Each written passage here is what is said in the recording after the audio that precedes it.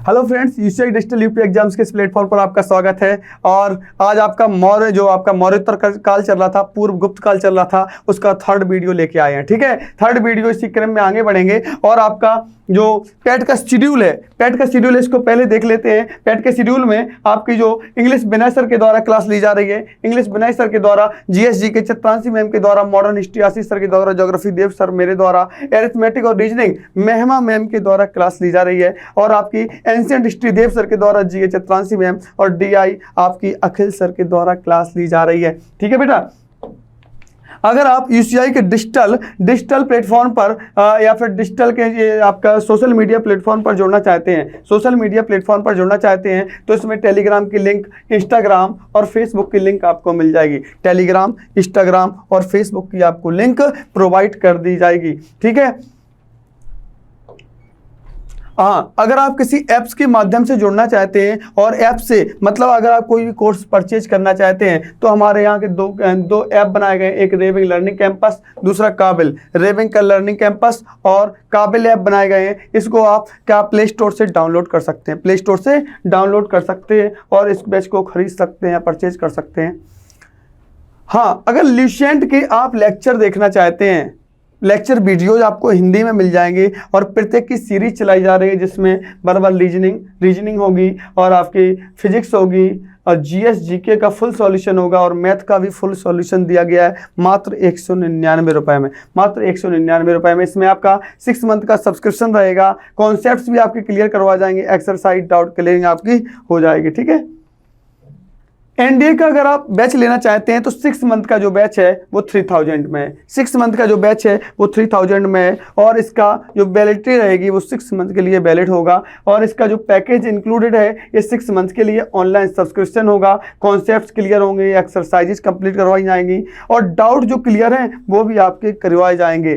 ठीक है, 600 प्लस घंटे के रिकॉर्डेड वीडियो भी मिलेंगे आपको, 600 प्लस घंटे के रिकॉर्डेड वीडियो भी इसमें मिलेंगे।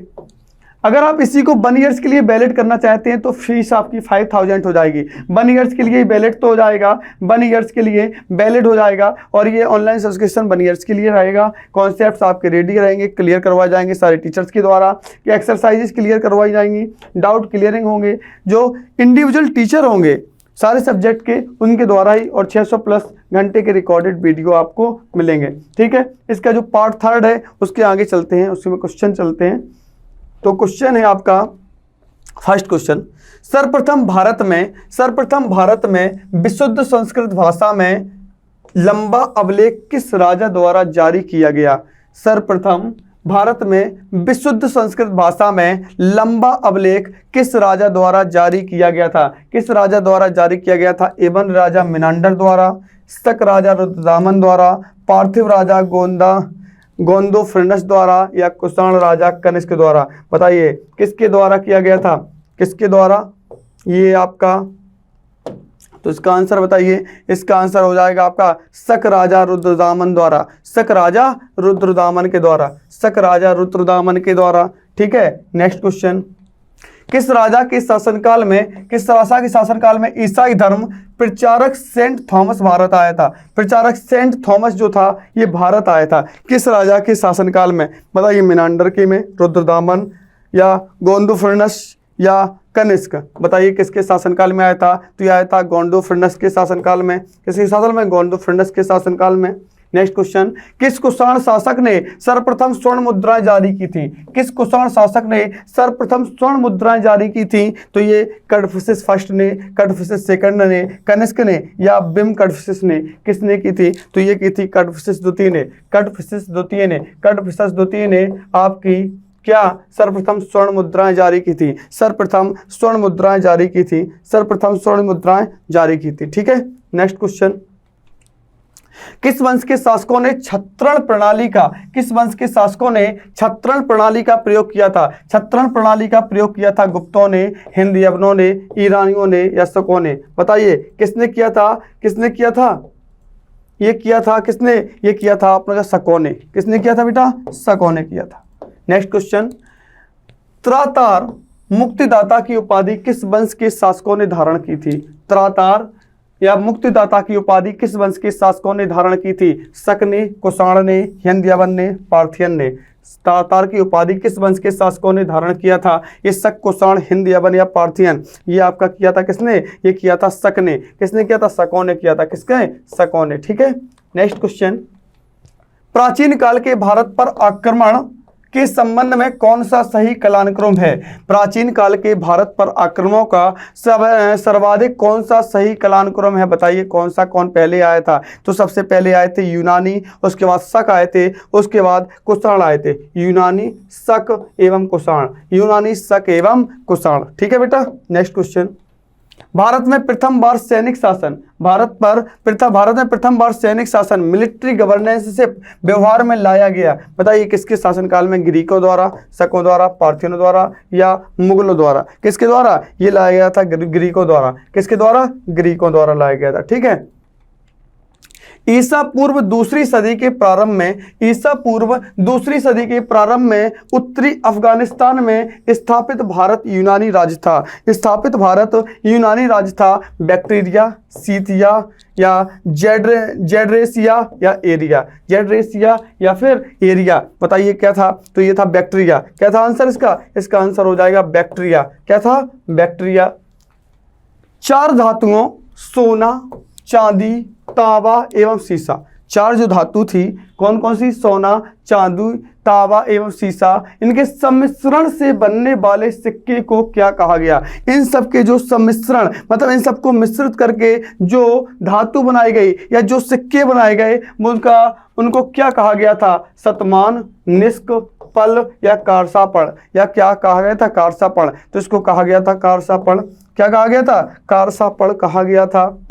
Next question. सर्वप्रथम रोम के साथ किन लोगों का व्यापार प्रारंभ हुआ? सर्वप्रथम रोम के साथ किन लोगों का व्यवहार प्रारंभ हुआ था? बताइए कुषाणों का, तमिल एवं चेरों का, या बागटकों का, या शकों का? बताइए किसका प्रारंभ हुआ था? तो ये हुआ था, किसका हुआ था? ये हुआ था आपका तमिल एवं चेरों का। तमिल एवं चेरों का प्रारंभ हुआ था। तमिल एवं चेरों का प्रारंभ हुआ था। ठीक है, नेक्स्ट क्वेश्चन। मौर्योत्तरकालीन प्रमुख बंदरगाहों में कौन असत्य है? मौर्योत्तरकालीन प्रमुख बंदरगाहों में कौन असत्य है? कौन असत्य है? बताइए मौर्योत्तरकालीन प्रमुख बंदरगाहों में कौन असत्य है? तो ये है आपका कोचीन। कोचीन कौन सा है? कोचीन है आपका। कौन सा बेटा? कोचीन आंसर हो जाएगा।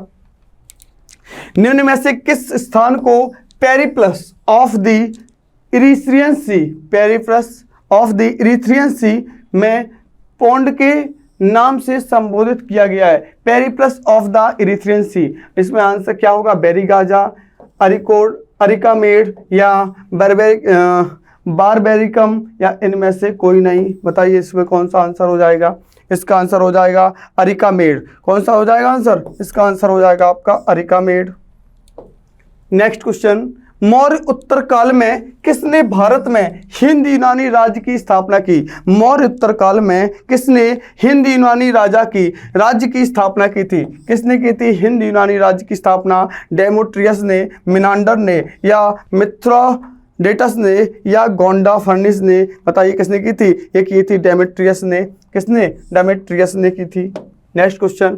निम्नलिखित में से किसने अपने जीवन के उत्तरार्ध में अपने पुत्र के हाथों में राज सत्ता सौंपकर बुद्ध भिक्षु हो गए थे? उत्तरार्ध में अपने पुत्र के हाथों में राज सत्ता सौंपकर बौद्ध भिक्षु हो गए थे। कौन थे जो बौद्ध भिक्षु हो गए थे? कैडफिसस सेकंड, डेमेट्रियस, मिनांडर, कनिष्क। कौन थे जो बौद्ध भिक्षु हो गए थे? तो उसका आंसर था मिनांडर। कौन सा था? मिनांडर थे। कौन थे? मिनांडर।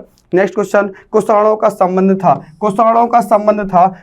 संबंध था सीथियन जनजाति से, पार्थिया से, चीन के सूची जनजाति से, चीन के या उनमें से कोई नहीं, चीन के यूची जनजाति से, या उनमें से कोई नहीं। बताइए किसका संबंध था? इसमें था चीन के यूची जनजाति से। किसके? चीन के यूची जनजाति से संबंधित था। नेक्स्ट। निम्नलिखित में से कौन कनिष्क के बौद्ध होने के लिए उत्तरदायी था? कनिष्क के बौद्ध होने के लिए उत्तरदायी था वसुमित्र, अश्वघोष, नागार्जुन, बाणभट्ट। वसुमित्र, अश्वघोष, नागार्जुन और बाणभट्ट। इसका आंसर हो जाएगा अश्वघोष। क्या आंसर हो जाएगा? अश्वघोष हो जाएगा। Next question. सूची फर्स्ट को सूची सेकंड से सुमेलित कीजिए। इंडो, ग्रीक, शक, पार्थव ये किससे रिलेटेड थे? हिंद, यवन, सार्थियन, पहलव किससे रिलेटेड थे बताइए। इसका आंसर ए का 1, बी का 2 और सी का 3 हो जाएगा, देख लीजिए आप। ठीक है, नेक्स्ट क्वेश्चन। सूची फर्स्ट को सूची सेकंड से सम्मिलित कीजिए। सूची फर्स्ट राजा सुंग, चेदी, सातवाहन, कुषाण, इनकी राजधानी क्या थी? विदिशा, कलिंग, प्रतिष्ठान या पुरुषपुर या पेशावर, बताइए कौन सी थी? इसका आंसर कौन सा होगा? तो इसका आंसर हो जाएगा, इसका आंसर हो जाएगा फर्स्ट नंबर, ए का 1, बी का 2, सी का 3 और डी का 4 हो जाएगा। ठीक है बेटा, नेक्स्ट क्वेश्चन। रोमन साम्राज्य के अनुसरण पर किस वंश के शासकों ने, रोमन साम्राज्य के अनुसरण पर किस वंश के शासकों ने कैसर या सीजर की उपाधि धारण की थी? कैसर या सीजर की उपाधि धारण की थी? हिंद, यवन, शक, कुषाण या सातवाहन, बताइए किसने? तो इसका आंसर हो जाएगा कुषाण। इसका आंसर क्या हो जाएगा? कुषाण हो जाएगा। ठीक है, नेक्स्ट। निम्नलिखित में से किसका निर्माण शुंग काल में हुआ? किसका निर्माण शुंग काल में हुआ? भरूच का स्तूप, सांची स्तूप की वेदिका या भाजा स्तूप या उपर्युक्त सभी, इसमें से कौन सा था बताइए? तो ये हो जाएगा आपका उपर्युक्त सभी। कौन सा हो जाएगा? उपर्युक्त सभी। Next question. सातवाहन नरेश हाल के समकालीन गुणादय ने किस प्राकृत ग्रंथ की रचना की थी? किस प्राकृत ग्रंथ की रचना की थी? इसका आंसर हो जाएगा क्या? बृहत कथा, बुद्धचरित, लीलवय या सतसई, इसमें से कौन सा हो जाएगा? इसमें हो जाएगा बृहत कथा। बृहत कथा थी, क्या थी? बृहत कथा। Next question. निम्नलिखित कथनों पर विचार कीजिए। सातवाहन शासक बौद्धों पर अत्याचार करते थे, पुष्यमित्र शुंग बौद्धों को संरक्षण देते थे या बोध गया में शशांक ने बोधि वृक्ष को काट दिया था, इनमें से कौन सा कथन सही है? इसमें से केवल 3 सही है। इसमें से क्या था? केवल 3 सही था। केवल 3 में मतलब बोध गया में शशांक ने बोधि वृक्ष को काट दिया था। बोध गया में शशांक ने बोधि वृक्ष को काट दिया था और बोध गया में ही महात्मा बुद्ध को ज्ञान की प्राप्ति हुई थी। महात्मा बुद्ध को ज्ञान की प्राप्ति हुई थी बेटा। ठीक है, निम्नलिखित में से किस अभिलेख में चंद्रगुप्त मौर्य, अशोक और दोनों का उल्लेख किया गया है? चंद्रगुप्त मौर्य और अशोक दोनों का उल्लेख किया गया है किसमें? गौतमी पुत्र सातकर्णी का नासिक अभिलेख, गौतमी पुत्र सातकर्णी का नासिक अभिलेख, महाक्षत्रप रुद्रदामन का जूनागढ़ अभिलेख, अशोक का गिरनार अभिलेख और स्कंदगुप्त का जूनागढ़ अभिलेख। स्कंदगुप्त का जूनागढ़ अभिलेख, स्कंदगुप्त का, तो ये महाक्षत्रप रुद्रदामन का जूनागढ़ अभिलेख, महाक्षत्रप रुद्रदामन का जूनागढ़ अभिलेख। कौन सा? महाक्षत्रप रुद्रदामन का जूनागढ़ अभिलेख। ठीक है, नेक्स्ट क्वेश्चन। प्राचीन भारत में निम्न में से किसे एक ने नियमित रूप से सोने के सिक्के चलाए थे? प्राचीन भारत में निम्न में से किस एक ने नियमित रूप से सोने के चक्कर से सिक्के चलाए थे? सातवाहन, शक, कुषाण, पार्थियन। इसके पहले ये भी क्वेश्चन कर चुके हैं। कौन सा था आंसर? कुषाण था। कौन सा था? कुषाण आंसर था। ठीक है बेटा, नेक्स्ट क्वेश्चन। कलिंग नरेश खारवेल किस वंश से संबंधित थे? जो कलिंग नरेश के राजा थे खारवेल, ये किस वंश से थे? चेदी, कदम्ब, हर्यक या कलिंग, किस वंश से थे? तो ये थे चेदी राजवंश से। किससे थे? चेदी वंश से संबंधित थे। ठीक है, नेक्स्ट क्वेश्चन। प्राचीन भारत में देश की अर्थव्यवस्था में अत्यंत महत्वपूर्ण भूमिका निभाने वाली श्रेणी संगठन के संदर्भ में निम्नलिखित में से कौन से कथन सही हैं? प्रत्येक श्रेणी राज्य की एक केंद्रीय प्राधिकरण के साथ पंजीकृत होती थी और प्रशासनिक स्तर पर राजा उनका प्रमुख होता था, ये सही है। या फिर श्रेणी ही वेतन, काम करने के नियमों, मानकों और कीमतों को सुनिश्चित करती थी। श्रेणी को अपने सदस्यों पर न्यायिक अधिकार होता था। निम्नलिखित कूटों में आधार पर सही उत्तर चुनिए, बताइए कौन सा सही है? इसका आंसर हो जाएगा केवल सेकंड और थर्ड, इसका आंसर सही हो जाएगा। सेकंड और थर्ड कौन सा है? ऑप्शन नंबर सी सही हो जाएगा। ठीक है बेटा, ये आपका टॉपिक आज का कंप्लीट हुआ। इसके आगे का जो सिलेबस के अकॉर्डिंग जो आपका आगे का चलेगा, तो आपका शायद अभी संगम काल पढ़ाएंगे, संगम काल के बाद आपका गुप्त काल पढ़ाया जाएगा। ठीक है, आगे आपका इसी क्रम में बढ़ते रहेंगे। Thank you so much. Like, share, subscribe करें।